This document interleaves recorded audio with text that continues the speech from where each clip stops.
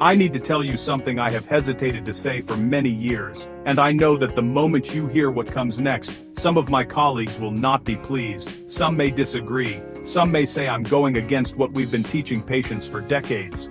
But, after more than 25 years in clinical practice, after watching hundreds, even thousands of patients walk into my office saying, "I just want to check to be safe," and then walk out carrying months of anxiety, I can no longer stay silent. My name is Dr. Daniel Harper, and here is the truth no one wants to say out loud. Sometimes what harms your health is not skipping a test, it's doing too many tests, especially after the age of 62 or 68. That sounds like it contradicts everything you've ever heard, doesn't it? For years, we've been taught, detect early to treat early. Screen as much as possible. Get comprehensive annual checkups. It's better to know than not to know. That message is everywhere, in hospital brochures, medical advertisements, public health campaigns. And, in theory, it makes perfect sense. But, there's a part of the story almost no one talks about. No one tells you what happens after something abnormal is found. No one tells you that the human body, especially after 6 decades of living, will almost always show small irregularities if you look closely enough. A tiny spot, a small cyst, a slightly elevated number, a shadow on a scan.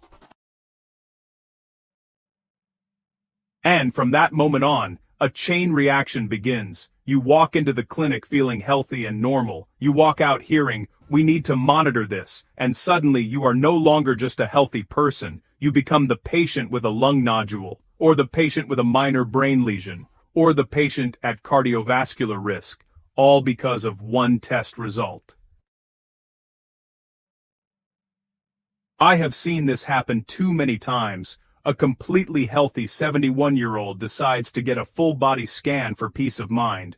3 months later, they are lying on a biopsy table. 6 months later, they are taking medication they never needed before. And in the end, it turns out to be an incidental, harmless finding. But the months of anxiety, sleepless nights, and waiting for results, those were not harmless. That's why I decided to make this message, not to tell you to avoid doctors, not to tell you to ignore medical care, but to help you understand the true cost of what seems like an innocent decision. Let's just run one more test to be safe, because at 65, 72, or 80, your goal is no longer to detect every microscopic change in your body. Your goal is to live well, to live independently, to live without being haunted by lab results. In the next few minutes, I'm going to explain a concept that completely changed the way I practice medicine.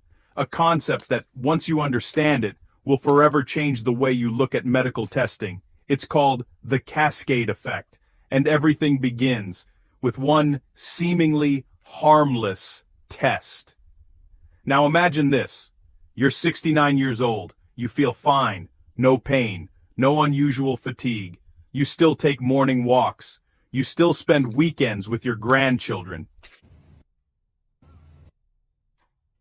But then you think, maybe I should get a full checkup just to be sure, just to be certain, just for prevention, just to know, and that's when it starts. Step 1. A slightly abnormal result. The test results come back, not cancer, not a large tumor, not anything clearly dangerous, just a line in the report. A 3 mm nodule detected, area of opacity requiring follow-up, a value slightly above normal range. It doesn't sound serious, but it isn't completely normal either, and that's all it takes for the wheel to start turning. Step 2. We should take a closer look. Your doctor sees the result and, a thought crosses their mind. What if we ignore this and it turns out to be serious later? So, you're referred to a specialist. The specialist orders more detailed imaging. But even then, the imaging still isn't definitive. So they recommend a biopsy. And, honestly, a biopsy is not trivial. There's sedation, a needle into the lung or kidney. There's risk of bleeding, risk of infection, and you begin losing sleep. You search online every night. You ask yourself, do I have a disease I don't know about? Step 3. Anxiety becomes a condition of its own. The scariest part isn't always the procedure, it's the waiting. 3 months until the next appointment, 6 months of follow-up scans. Every unusual sensation in your body makes you think, is this it? A 3 mm nodule may never harm you, but worrying about it can. I've seen completely healthy patients become consumed by test results. They stop traveling because they're under monitoring. They stop exercising because they're afraid of making it worse. They live in a constant state of waiting for something bad to happen. And, in the end, 9 out of 10 cases conclude with, there's nothing serious, no cancer, no treatment needed, no life-threatening condition, but they've lost 6 months, sometimes even a full year, living in fear. Why does this happen more often after 60? Well, because after 6 or 7 decades of living, your body no longer fits the perfect standard of a 30-year-old. And when we scan the body with modern high-resolution technology, we are almost guaranteed to find something. In medicine, we call these incidental findings. They are like wrinkles on the inside of your body. You don't see them, you don't feel them, they don't cause pain. But if you look closely enough, you will find them. And once you've found them, it becomes very difficult to ignore them.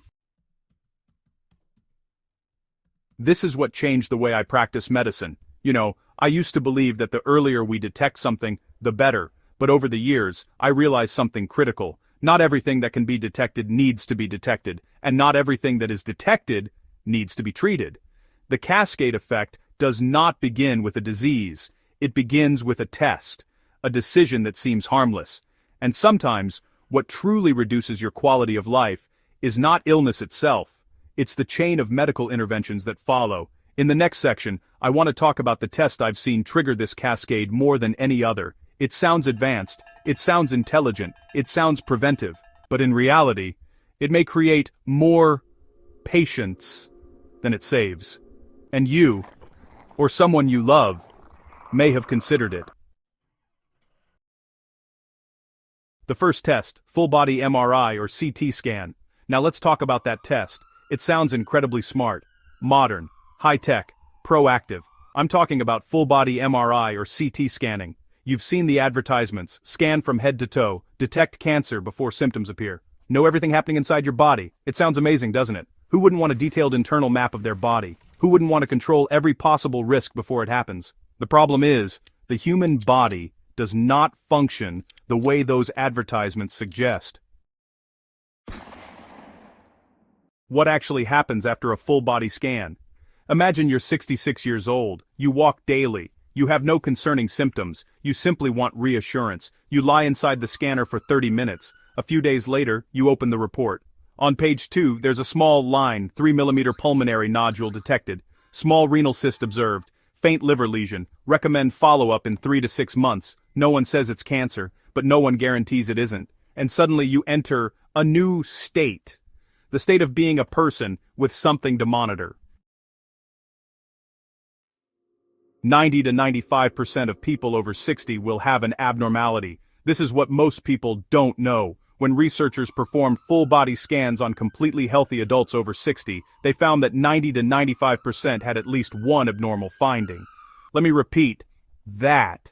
Almost everyone. These findings are often called incidentalomas, incidental abnormalities. Most of them do not grow, do not cause symptoms, do not shorten lifespan, do not become diseased. They are simply signs of a body that has lived for 6 or 7 decades, like gray hair, like wrinkles, but because they are inside the body, they frighten us far more.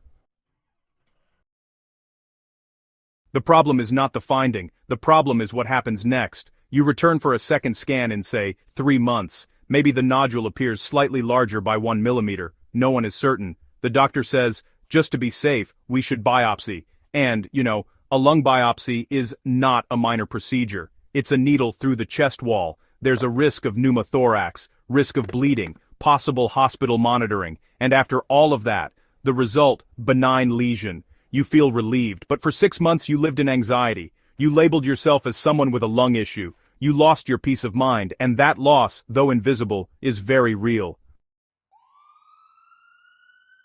What does the research actually show? When researchers followed healthy individuals who underwent full-body scans, they found something striking. They did not live longer than those who did not get scanned. They did not reduce overall mortality. They did not prevent significantly more disease. But they did experience higher rates of invasive procedures, higher rates of anxiety and depression, higher medical costs. In other words, full-body scanning did not make them healthier. It made them patients. The real question you should be asking is not, what is hiding inside my body, but, is my body functioning well? Can you climb 2 flights of stairs without becoming breathless? Can you stand up from a chair without using your hands? Is your balance steady? Are you sleeping well? Those are the metrics that truly reflect health after 60. A picture cannot tell you whether you'll live independently for the next decade. Function can. I am not saying never scan. If you have clear symptoms, if your physician suspects something specific, or if you have unique risk factors, that is a different conversation. But scanning your entire body simply because you want to know everything, that is often where the cascade effect begins. And once the wheel is in motion, it is very difficult to stop. Next, a test that touches an even deeper fear. Now we move to something even more sensitive, a fear that runs deeper than cancer for many people, the fear of memory loss. And because of that fear, many individuals are doing something that does not truly help them, and may even increase their anxiety. Brain MRI, when images become scarier than reality. Let's talk about cognitive decline. You are 76 years old. You forget an actor's name. You walk into a room and, just for a moment, forget why. Your children start worrying. You start worrying. Someone says, maybe you should get a brain MRI, just to be safe. It sounds logical. But here is the truth. Few people explain clearly. A brain MRI for mild age-related forgetfulness often does not help, and sometimes causes harm.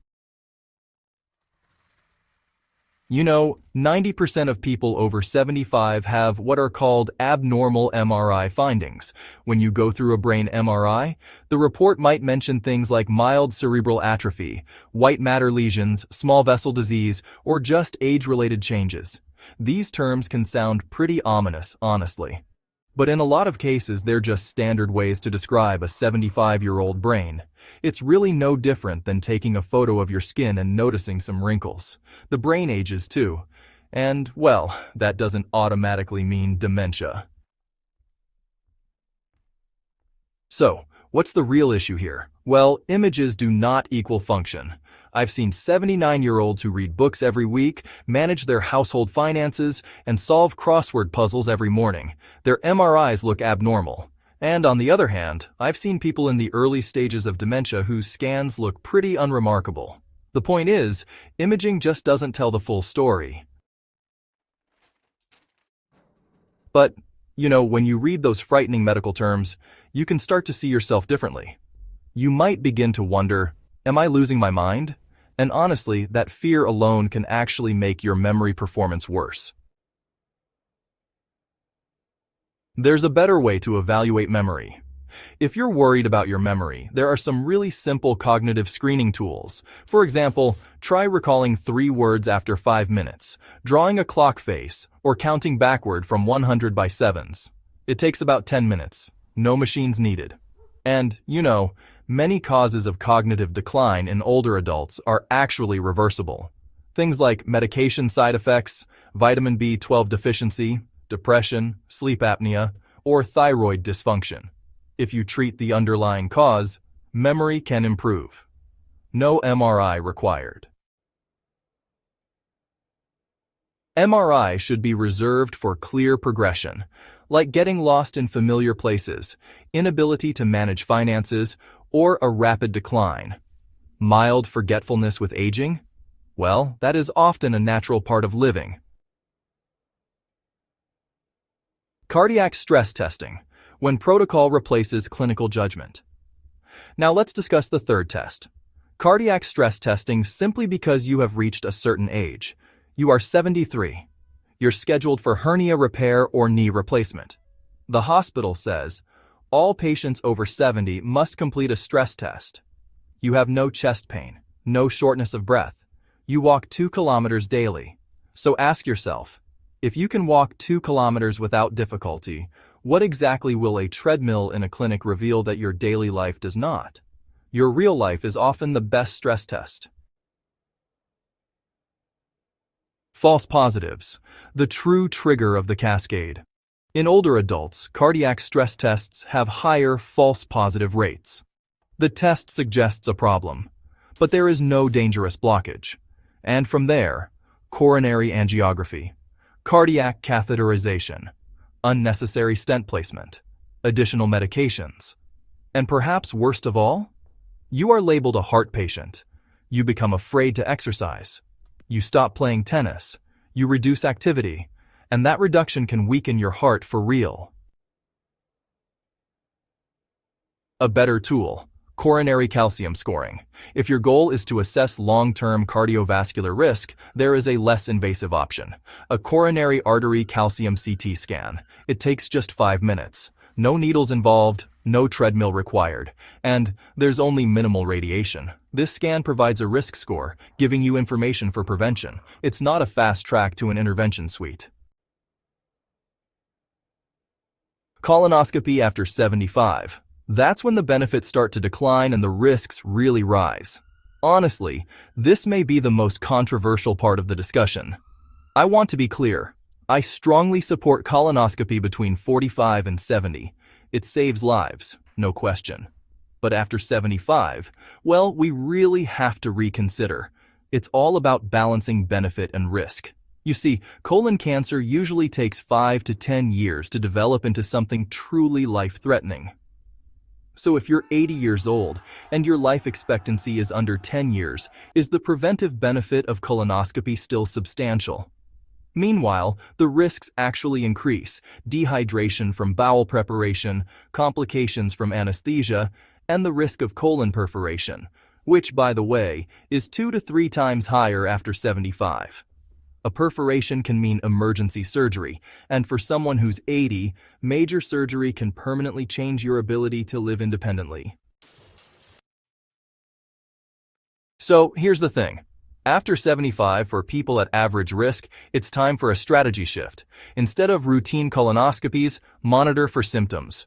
Use stool-based blood tests when needed, and really focus on fiber-rich nutrition. Think lentils, broccoli, oats, apples. That's prevention, without the procedural risk.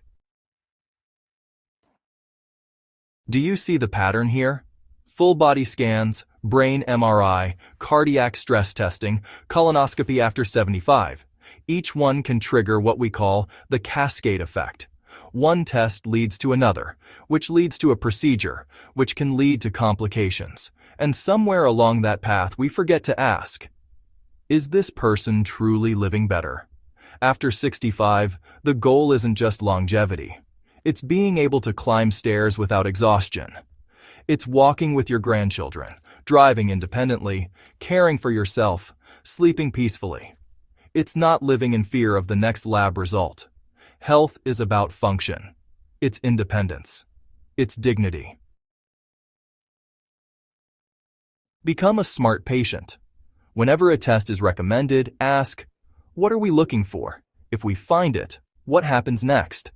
What are the risks? Is there a less invasive alternative? Will this genuinely improve my quality of life? You have the right to ask. You have the right to consider. And you have the right to say, not yet. If this message has changed the way you think about medical testing, please share it with someone you care about. And if you value honest, science-based conversations that really prioritize quality of life, subscribe to Live Healthy every day. We'll keep talking about how to live well, not just to add years to your life, but to add value to every year. Leave a comment below. Have you ever felt pressured to undergo a test you weren't sure you needed? I read every comment, and I honestly learned from your experiences just as you learned from mine. Thank you for watching. Take care of yourself wisely.